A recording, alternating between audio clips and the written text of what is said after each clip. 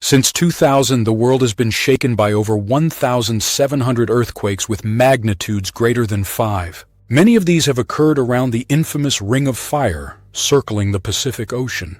In North America, the San Andreas Faultline poses the greatest threat. Dubbed the Big One, it's capable of producing an earthquake more powerful than any other. The potential devastation to California is a chilling thought with unimaginable consequences.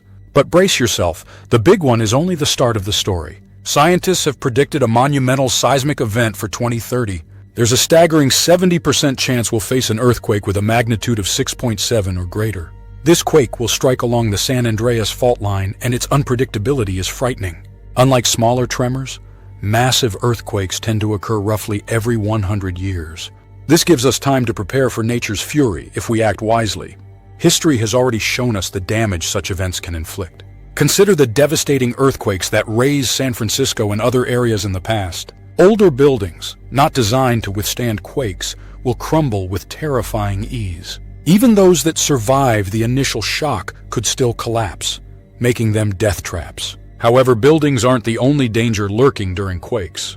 Electrical lines and gas pipes can turn into deadly hazards in seconds. Homes perched on hillsides are particularly vulnerable to landslides. During a quake, these hills can give way, causing destruction on a massive scale.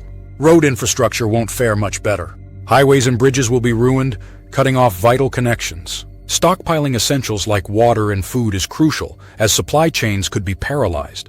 The economic toll will also be staggering, estimated at $200 billion for recovery efforts. Fortunately, the San Andreas Faultline won't trigger tsunamis, but there's an even bigger threat.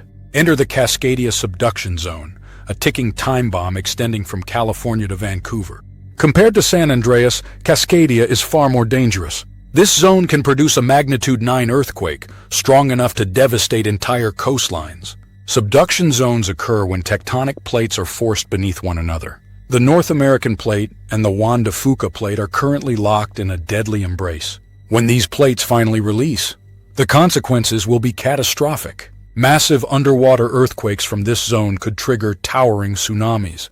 These waves will flood cities, destroy infrastructure, and reshape coastlines. The Ring of Fire, while currently more active, pales in comparison to Cascadia's potential. The last major quake here struck in 1700, causing a colossal tsunami. It's a sleeping giant, ready to wake and unleash destruction. Cascadia's threat is amplified by its unpredictability and scale.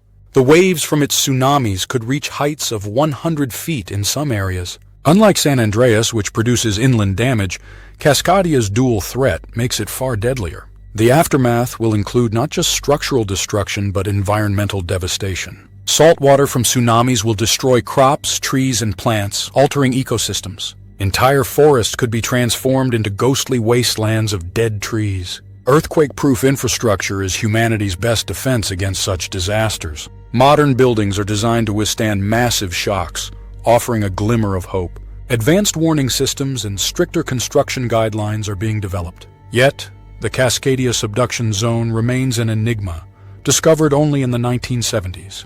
Researchers are still piecing together its history and behavior. Evidence of its power lies in the eerie ghost forests of Washington. These salt-ravaged landscapes are remnants of past tsunamis that once surged ashore. Japanese records from 1700 documented the tsunami that struck their shores, tracing it back to Cascadia. Scientists predict a 1 in 3 chance of another Cascadia quake by 2050.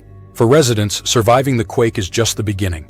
The tsunami is the real killer. After the ground stops shaking, heading to higher ground immediately is critical. Carry only essentials like water, food, and first aid. Leave non-essentials behind. Tsunamis can strike in multiple waves, making it dangerous to return to lower ground too soon. Historical data underscores the unpredictability of these events. In 1960, a massive tsunami struck Hawaii in successive waves, catching many off guard. The first wave might seem survivable, but the second or third can be far deadlier. This is why expert advice and emergency planning are crucial for survival.